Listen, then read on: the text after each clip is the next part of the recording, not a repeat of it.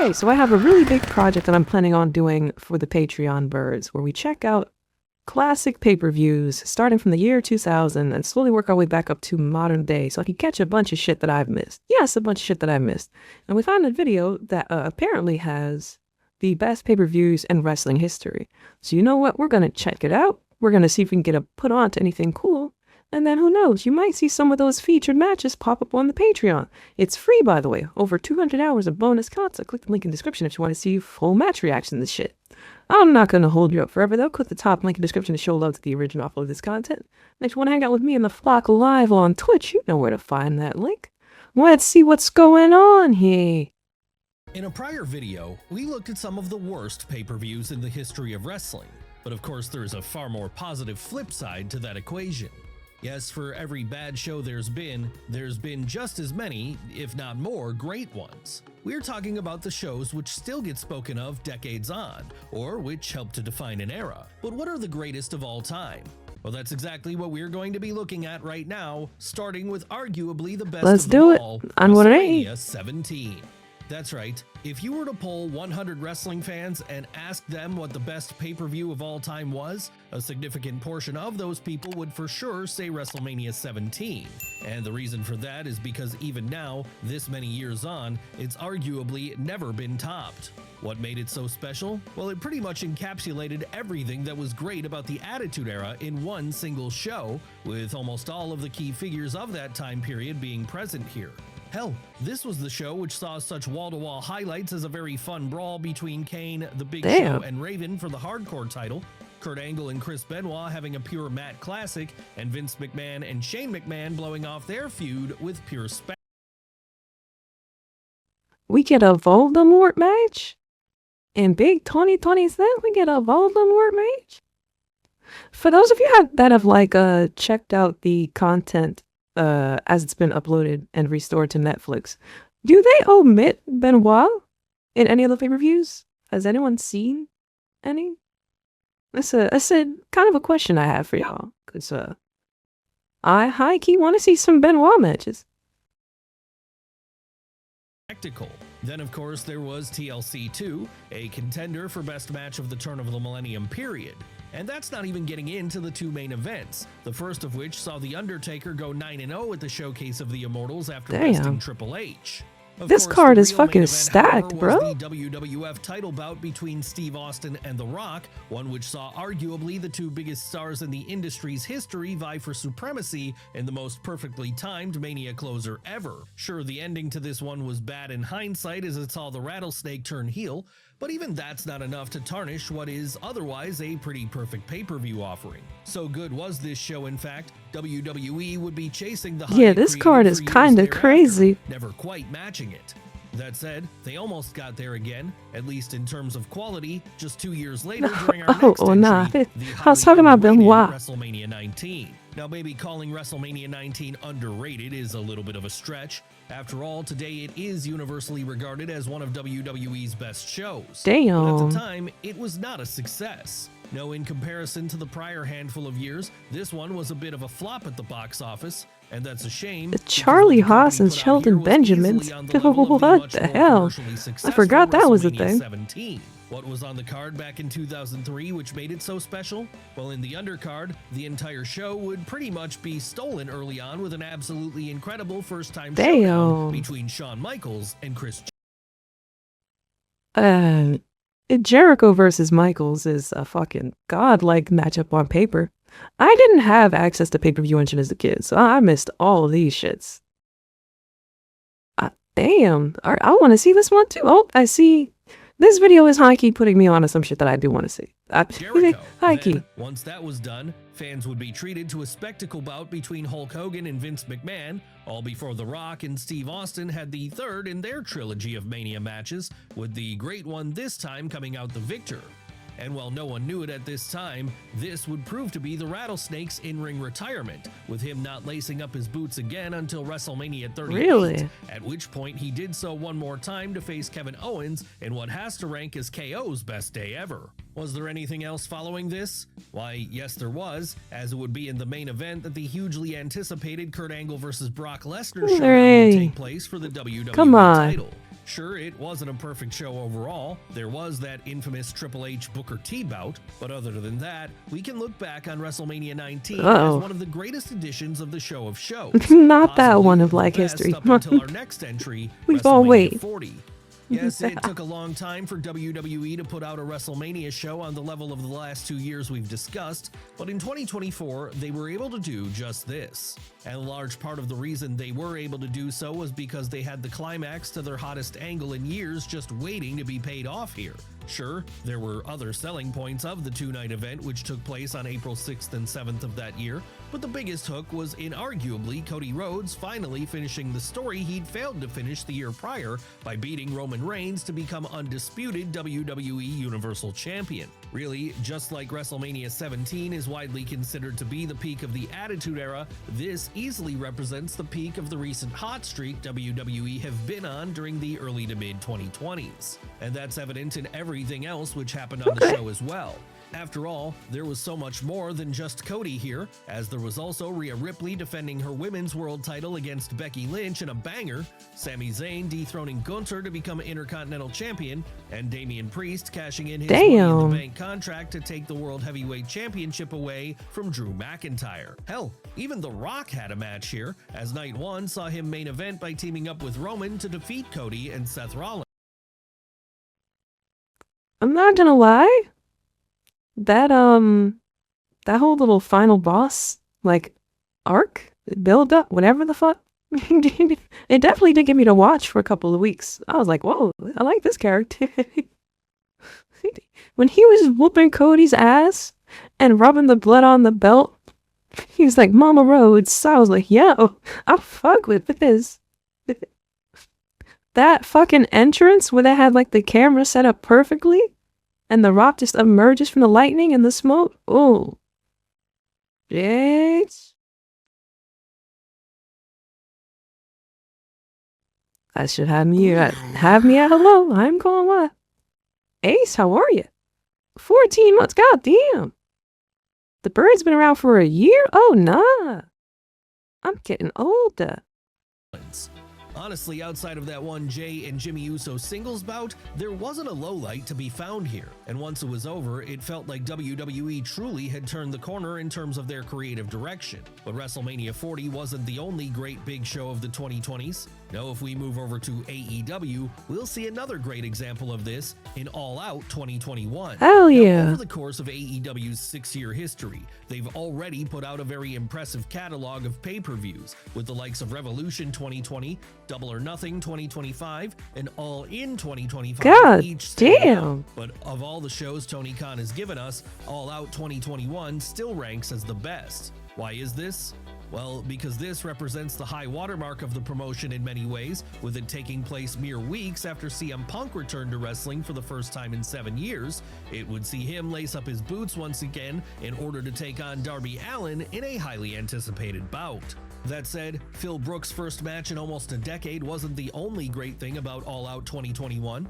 No, while that was the big hook, the rest of the show delivered in a major way too, with the steel cage match for the men's tag team titles pitting the Young Bucks against the Lucha Bros being particularly noteworthy. Yeah, we high-key gotta watch this too. Women's Casino Battle Royal and a we high-key gotta MJF check this out too. singles showdown kept the energy high. I didn't even know these two interacted at all. This was probably promo heaven. This was probably fucking promo heaven. I love MJF. Love him. Love him, love, love him. Damn. Jericho is like, nothing needs to be said. Fucking GOAT. There was the main event, the one which saw Kenny Omega successfully defend his men's world title against Christian Cage. While that match itself was great, the bigger story would happen after it was over, as this was when we'd get the dual debuts of Adam Cole Take and to Bryan that musical Danielson number? to What close the out hell? the show. But All Out 2021 isn't the only show in which CM Punk was the major selling point that we're going to be looking at today. No, if we flash back to WWE for a moment, there is another which took place a full decade before that. That's right, it's time for us to talk about Money in the Bank 2011. Now again, like with All Out 2021, there is more to what made Money in the Bank 2011 great than just CM Punk. That said, Phil Brooks was undeniably the biggest element by far, and the reason for that was because this one came right as the hottest angle in WWE had done in years. The second summer of Punk was hitting hard with audiences. After all, it was only a few weeks prior that the Second City Saint had cut his now iconic pipe bomb promo, where he threatened to leave the promotion with the world title at the end of this show on account of the fact that his contract was legitimately ending here. So because of that then, there was a real sense of not being sure what was real and what was kayfabe, something which gave the main event of Punk vs. Cena an electric energy, as despite With. Speak out. You know, the fucking Skittles ad is so unserious. That my eyes flew directly to the Skittles. Like, what the fuck, man? To hell with everybody backstage. To hell with the them. heel, the Chicago native was treated like a messianic figure as he came out to the ring that night in front of his hometown, and then an even bigger hero when he went on to win. Was there anything else on this show which could compare to that moment? Well, maybe nothing quite on this level, but there was still a fantastic undercard here, with the most noteworthy bouts being the SmackDown Money in the Bank ladder match, which was won by Daniel Bryan, and the excellent World Heavyweight title bout between Randy Orton and Christian. Yes, all of this added on to the CM Punk situation made Money in the Bank 2011 an instant classic. So much so that it really was here that the event began to be considered the fifth in a big five of WWE shows, alongside WrestleMania, the Royal Rumble, SummerSlam, and Survivor Series. But what of a smaller WWE show? Can that also rank amongst the best pay-per-views ever? Of course it can. And if you need any evidence of this, you only need to look toward our next entry in Your House 16, Canadian Stampede. Canadian Stampede, the real connoisseur's choice for a great pay-per-view. Canadian Stampede, what the hell? Very much being a B show, it was so far ahead of almost anything else WWF or WCW were putting out in 1997. And when you consider the fact this 12-month period might have been the high watermark in terms of overall quality for each of those promotions, that's saying a lot. What made this show so special? We might have to take it back a little bit earlier than 2000 then. I love watching Bret Hart. Of the US versus Canada angle that was happening across WWF TV, that the promotion decided to head over to Calgary. Needless to say then, the big selling point here was the Hart family, and that meant the main event pitting Bret, Owen, Jim Neidhart, the British Bulldog, and Brian Pillman against the American Invaders of Stone Cold Steve Austin, Ken Shamrock, Gold Dust, and the Legion of Doom had nuclear. One of these motherfuckers is not like the others. The fuck do you mean Gold Dust?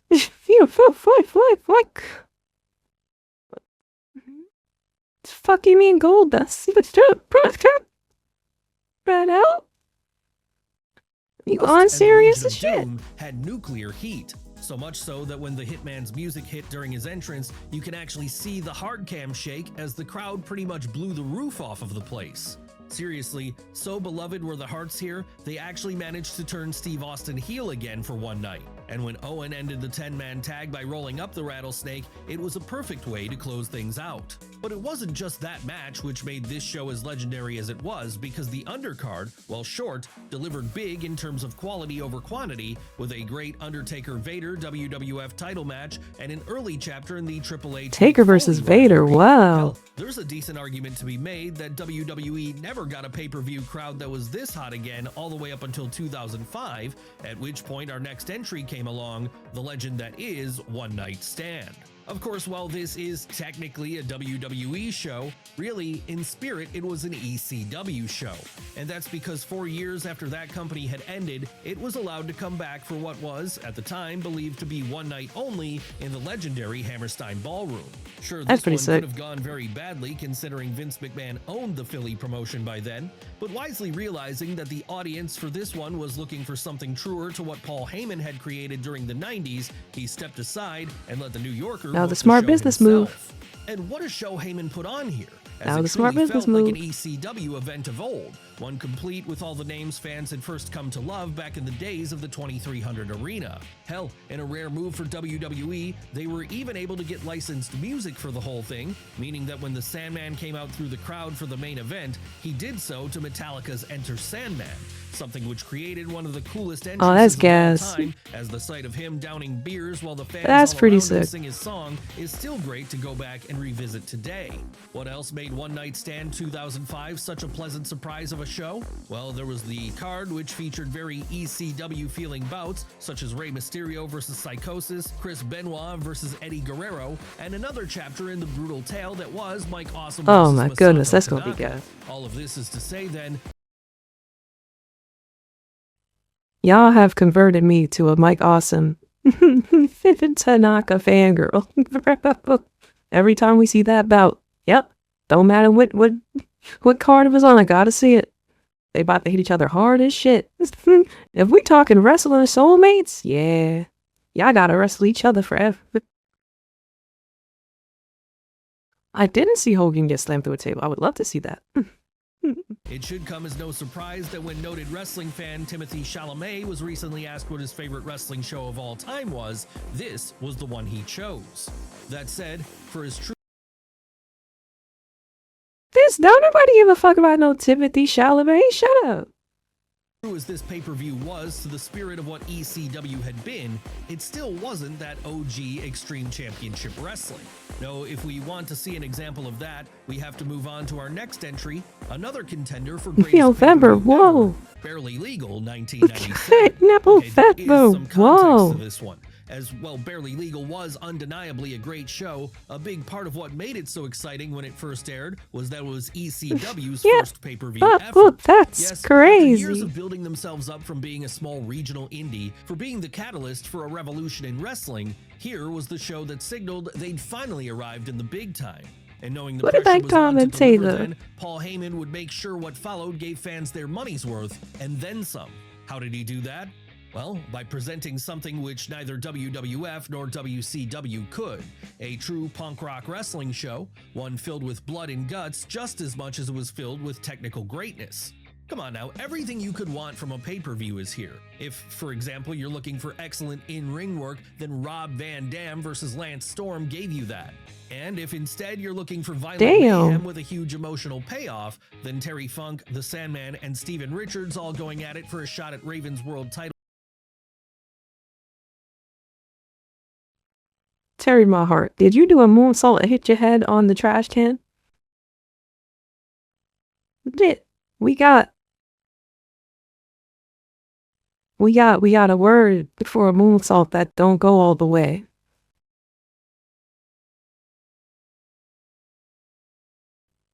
I think you might actually get hit with the moon pepper road, because you definitely hit your head.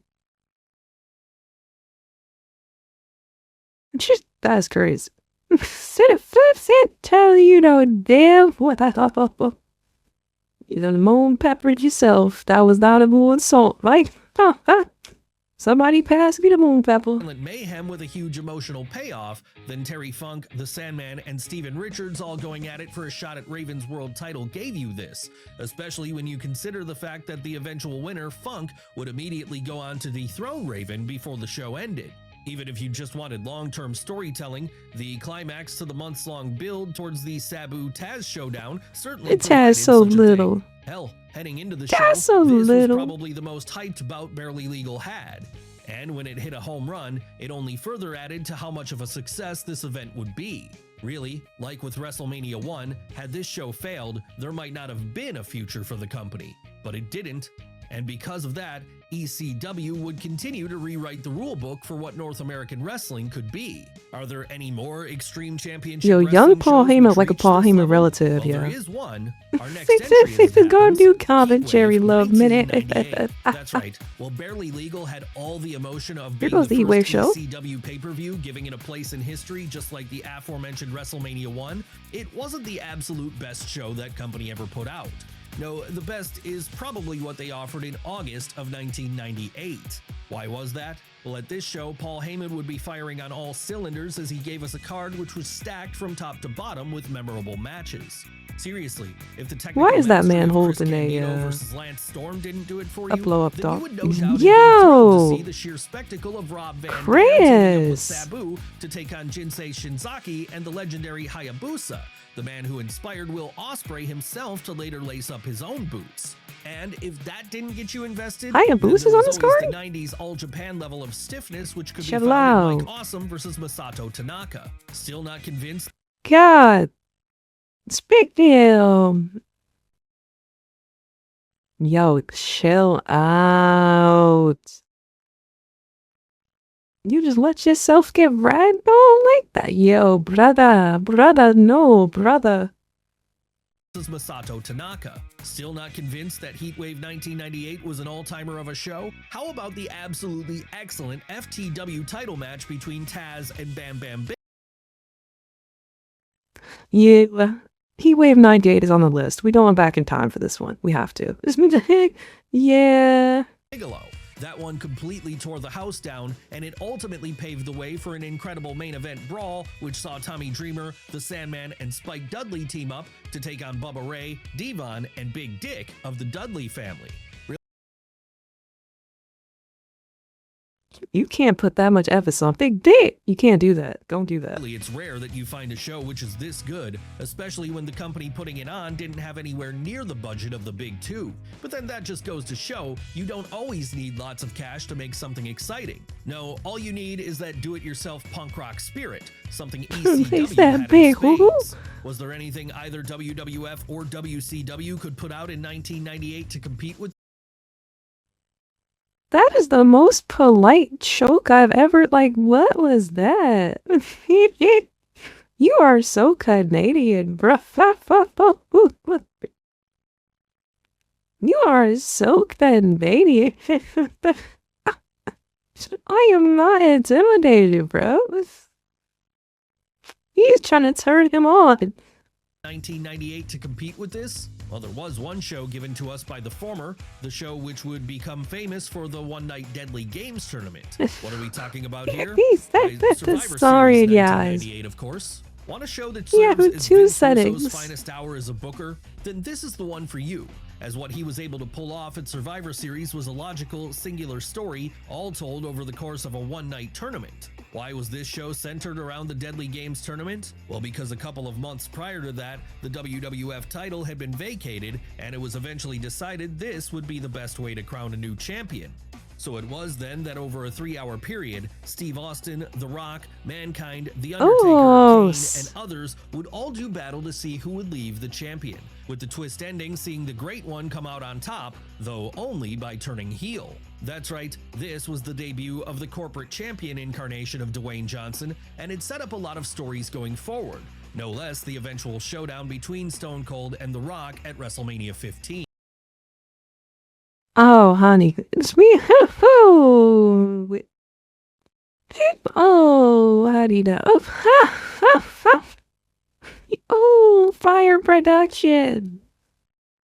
Oh, fire production. No. Oh, fuck this. Fuck. Shoot myself. Get fixed. Oh, that's a bad one. Up a lot of stories going forward, no less the eventual showdown between Stone Cold and The Rock at WrestleMania 15. But more so than this, the real success of Survivor Series 1998 was how, when you go back and watch it again, it all made sense. And we say that because all the points where it looked like the corporation was trying to screw the People's Champion can be reread as them actually helping him out in hindsight. Seriously, as one-night stories go, this has to rank up there with the best of them, and it was a great example of what made WWF so exciting to watch back at the start of the Attitude Era. Are there any other non-WrestleMania Attitude Era pay-per-views which can live up to this? Well, there is one, yes. Perhaps the only show of that time period which can truly challenge the mighty WrestleMania 17. What are we talking about this time? What else but the Royal Rumble 2000? Really, how could we not include this one, as it kicked off the start of a year which to many today still stands as WWE's best ever. And considering that's a year where Steve Austin was largely absent, this is saying a lot. Hell, the Rumble could have been a disaster in 2000 without the Rattlesnake being there to helm the ship. Thankfully then, the company had an all-new ace and The Rock ready and waiting to take his place. And it would be The Rock who served as the centerpiece of the 30-man battle royal that night, with it ultimately being him who won the whole thing. What else was happening at the 2000 We did the Rumble itself, so I think, right? Well, aside from that fun mid-match dance break from Too Cool during the titular bout, there was also a very impressive undercard, one which kicked off with the electric debut of Taz, and then moved on to a fantastic tables bout between the Hardy Boys and and the Dudley Boys. But really, more than anything else, it Damn. would be the street fight for the WWE title between Cactus That shit Jack gotta and hurt. Triple He's H, getting which stole flipped the up show. by this grown-ass Why was that? man. Well, this was arguably the best match of the entire Attitude Era, and it brought the packed Madison Square Garden to a fever pitch. That's right, as events like WrestleMania 10 and All In 2023 have shown us, the venue can play a big Pedigree part in on the atmosphere tax of a is show. crazy, And with brother. MSG being one of the most famous venues in the world, it certainly made this edition of the Royal Rumble feel like a bigger deal than it might have otherwise. So with all these factors combined then, what you have is a situation where a Stone Cold Classic was created over the course of 3 hours. But we've already talked about WrestleManias and Royal Rumbles for a while now. Are there any SummerSlams which deserve to be in today's video? Why, yes there are, and one of them is our next entry, SummerSlam 2002. Now, SummerSlam 2002 is one of those sleeper shows because everyone knows it's great, but sometimes it doesn't get mentioned in the same breath as events like WrestleMania 17 or Barely Legal 1997. And really, I don't it mind does some deserve to be SummerSlam mentioned vibes. I in the don't mind same that at breath as all. those because it's easily as good. Honestly, if we were going through all the SummerSlam pay-per-views, this would probably be the best of them all. And a large part of the reason for this is the big-time main event pitting The Rock against Brock Lesnar for the undisputed title. Yes, this was a Paying match from which Summer signaled the Fest. arrival of the Beast as a top star, as it saw him beat the Who gave this motherfucker part of the stage, part of the structure to just be working out with? You play too much. You're just scary. What? We gotta wrestle this motherfucker happening? Come on. Who's gonna tell me? That's true. That's good. These motherfucker took it. These ain't. Fuck. They were like, oh, we didn't need that anyway, bro. Fuck it. Do your thing. Fuck, what we talking about? They didn't do it. Whenever you're done, you can just put it back for us, please. You can just put it down and we'll pick it up. Don't wherever you leave it. Yeah, okay, bro. Beast as a top star, as it saw him beat the Great One to win the gold after less than 6 months on the roster. Yeah, I A need hugely that, impressive sir. feat in anyone's book, and that was far from the only notable moment which took place inside the Nassau Coliseum that evening. No, there was also Shawn Michaels' return to the ring after spending 4 years in retirement, with him here proving he hadn't missed a beat by completely stealing the show during his bout against Triple H. And how about the excellent opener between Kurt Angle and Rey Mysterio? Triple H got fucked the up. fun bout pitting Edge against Eddie Guerrero, or the Intercontinental title showdown which saw Rob Van Dam lock Yo, this fucking card is crazy. Yo, this fucking card is crazy. We need this one. Hell yeah. Really, there was something for everyone here. And because it did such a good job of not only highlighting the existing stars, but also of elevating the next generation, it's become a pivotal show in WWE's history in many ways, as it served as an early example of a great Ruthless Aggression era event, one which wasn't being entirely propped up by Attitude Era stars. But let's move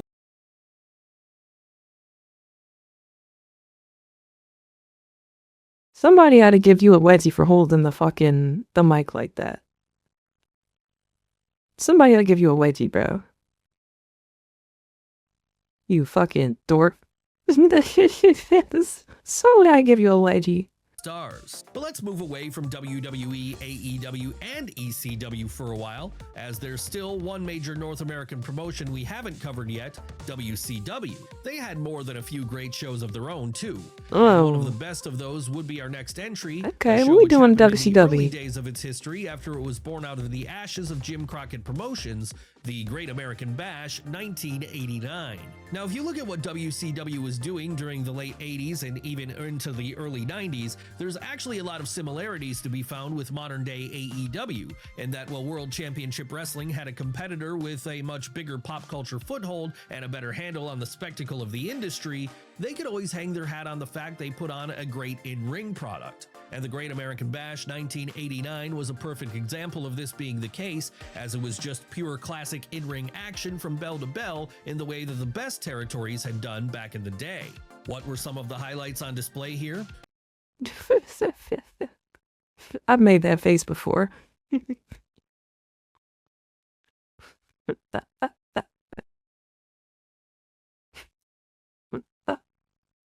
Stuff. Fuck stuff. He not sell a bitch that shit hurt. It that stuff. It's too that shit hurt. It's not it goes my fucking bad. What were some of the highlights on display here? Well, if the Steiner brothers taking on the Varsity Club in a Texas Tornado match didn't do it for you, maybe Sting taking on The the Great fuck Muta was for that? the NWA World Television title would. And they weren't the only The Great Muta, matches wow. taking place that night in the Baltimore arena. No, there was also Lex Luger and Ricky Steamboat doing battle over the NWA United States Heavyweight title.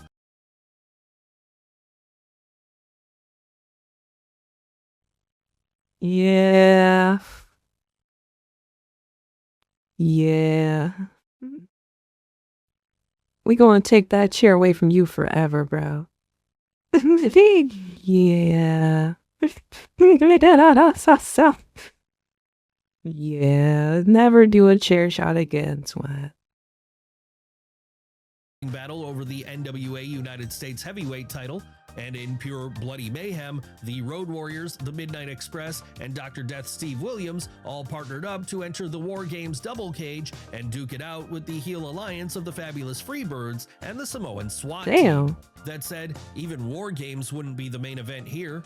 Rather, that would be saved for Ric Flair's NWA World's title defense, a true classic which was booked when, after the Nature Boy came out the victor during his iconic trilogy with Ricky Steamboat earlier that year, the Funkster would turn on him by pile-driving him through the announce table. A shocking moment for 1989. Why was the bout which followed such a classic? I am the Because we table. saw two of the greatest of all time bring their A-games to have one of the better matches either of them would ever have. Really, so good was this show, it could be argued WCW never topped it. That said, they did have another great show during their latter days, which we still want to talk about here. Perhaps the last great show the company ever produced, Spring Stampede 1999. Yes, we know Spring Stampede 1999 One of the greatest isn't an humans obvious alive, choice for one of the DDP. greatest wrestling pay-per-views of all time, but it's certainly deserving of a nod here. Come on now, as we mentioned a moment ago, for historical purposes, if nothing else, this one is important as it was really the last truly great event the company would ever put out. What was on the show that made it great? Well, in typical WCW fashion, the undercard would be excellent as it saw bouts like Rey Mysterio versus Billy Kidman, Chris Benoit and Dean Malenko versus Raven and Perry Saturn, and Ray. Scott Steiner. Now, Chris, I'm tired of us going back and seeing footage of you doing shit like this, but god damn, bro. God damn, man. Like, come on, this brother. Perry Saturn and Scott Steiner versus Booker T fully engaged the audience in attendance.